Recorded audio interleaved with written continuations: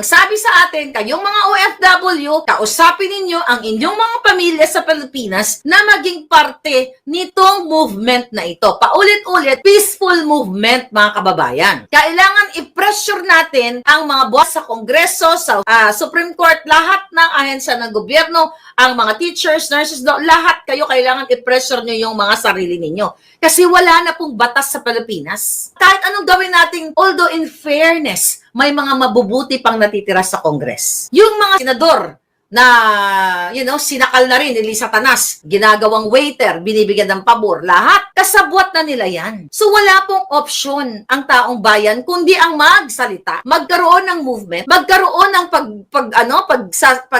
voice out ng kanilang sentimiento, which is pinipigilan nga tayo. So yun ang sinasabi sa atin ng ating puting ahas na huwag kayong mapagod. Although ipe-pressure natin ang mga huwad committee, ilan lang naman din sila. Tignan mo, apektado sila sa atin. Trolls daw tayo. Naghain pa sila ng bills, yung anti-troll bill nila. Pero sila yung may trolls. Ibig sabihin, ang taong bayan ay effective. Very effective, mga kababayan, ang nangyayari sa atin. Ang nangyayari, mga comment ninyo, mga OFW, lahat kayo dyan sa Pilipinas na nakikialam sa usaping pampolitika, sa usaping about social issues, kasi kayo ang makikinabang dito. Ang sabi sa atin, gamitin ninyo ang kapangyarihan ninyo sa social media and you, traditional media, sana gumawa kayo ng tama para sa inyong bayan. And also, ang gawin natin, kayong mga nasa ibang bansa, katulad natin, kung kayo ay may mga amo dyan, kaibigan na nag-work sa, sa government mismo or sa press, i-educate natin sila. Kailangan natin ng international pressure. Pag dumami na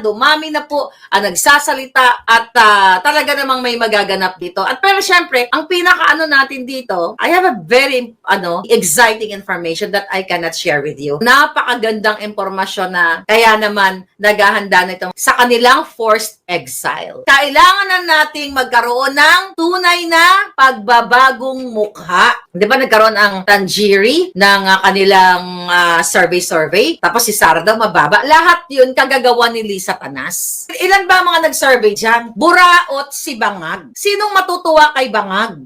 Protesta sa social media, protesta sa kalsada, as long as peaceful protest. Yun ang kailangan natin. Hindi tayo mananakit. Nakikita naman natin na wala na pong patutunguhan ng gobyernong ito. Nagahanda na sila, ang mga bagman ni Lisa Tanas, pinupwesto na ang pera ninyo. Samantalang kayo, kawawa kayo sa Pilipinas, sila kahit i-forced exile mo yan, yung mga yan, may pera pa rin yung mga yan.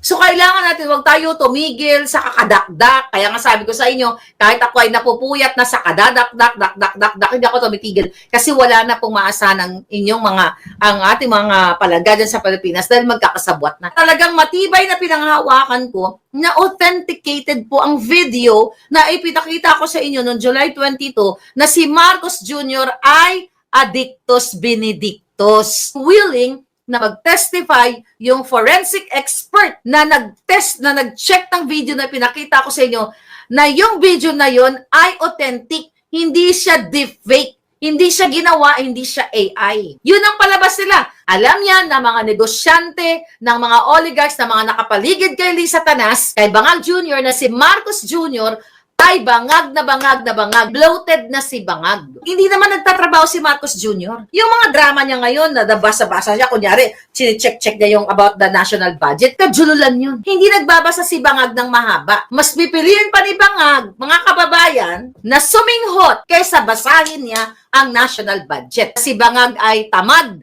at hindi nagbabasa yan. Pag under pressure, wala yan, hindi ko mapangsyon ng utak. Kapag ikaw ay punong-puno ng pulburon, hindi nagpa-function ng utak mo.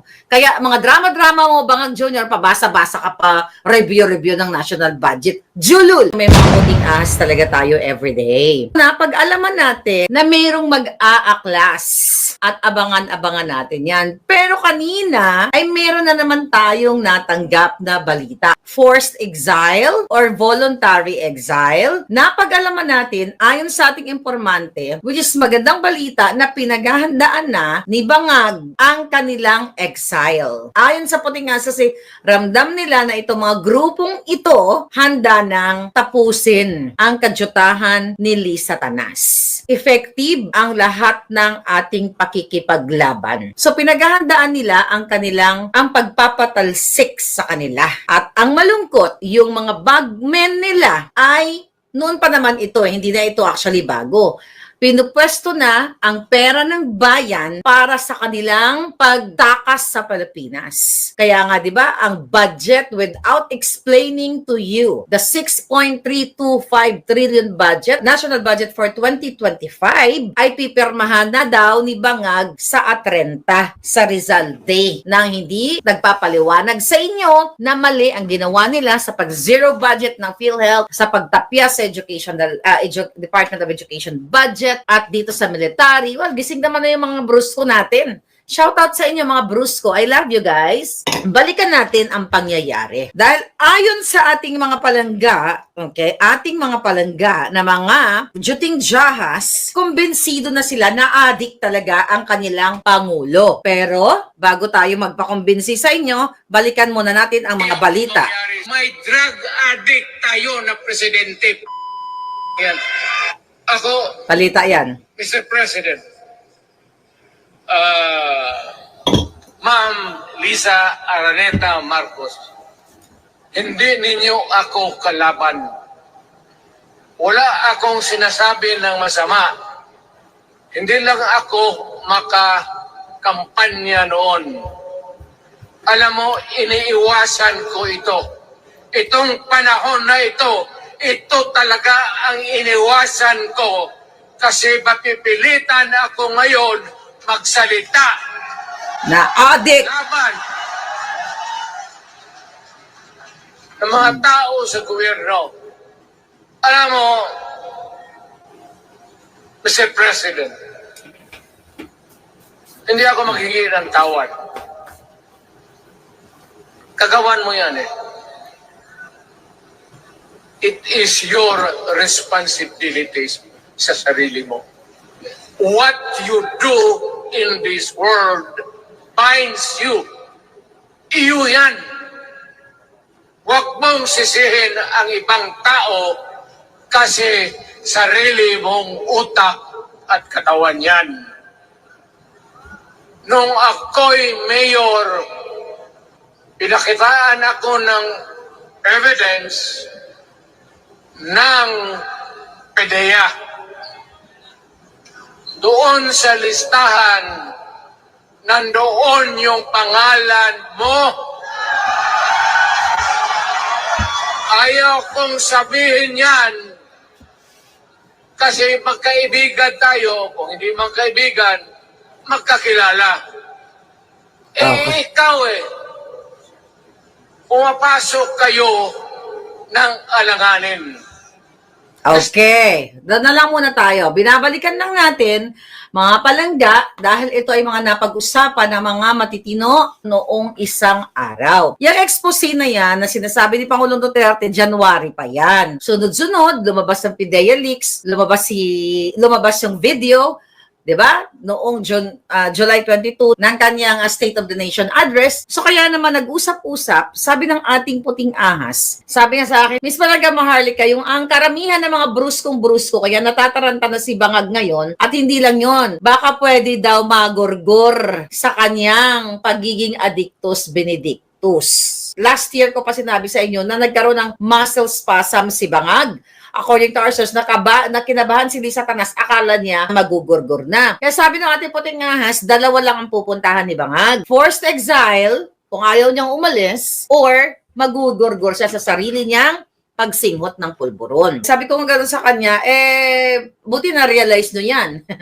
Tagal-tagal nyo, sabi ko na gano'n sa kanila.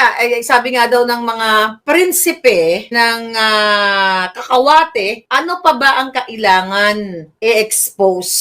Mukhang ang magaganap na ang sinasabi ni Pangulong Duterte na magagaya ka sa tatay mo. Baka magaya ka. Tapos yung kausap nga natin kahapon, sabi nga daw ng mga katropa niyang Repa Pips doon sa kaharian ng kakawate, ano pa daw ba dapat ang expose na pwedeng ilabas? Na ilabas na lahat. Nag-meeting-meeting sila, habang nagkakape sila, lalo na ang pulburon. Sabi ko nga sa kanya, sabi ko, sir, yun na nga eh. Kaya nga araw-araw kami, hindi ako tumitigil. Alam niyo naman, di ba, yung araw ng kagitingan. May video yan, nasa PTV, nasa RTV. Ang tanong ko, tanungin nga kita, sabi kong ganon. Kumbinsido ka ba na ang nasanguso ni Bangag Jr. ay pulburon o tawas? Natawas siya. Sabi niya sa akin, Miss Marlica, alam naman natin kung ano yon, ganon-ganon. Pero hindi, gusto ko sabihin mo, tawas ba or pulburon? Sabi niya, siyempre kokak yun, or pulburon nga. Kaya nga pinaparating niya sa inyo, pinaparating niya sa atin, sabi niya, kumbinsido na ang majority sa lahat ng katiwalian ni Bangag, lalo na yung pagiging pulboronic. Nakikita daw nila yan. Yung talamak na krimen ngayon at nagbabalikan na bentahan ng 3-5 dyan sa kalye. No need expose. Sabi nga sa akin, Miss Marlica, na expose mo na lahat eh.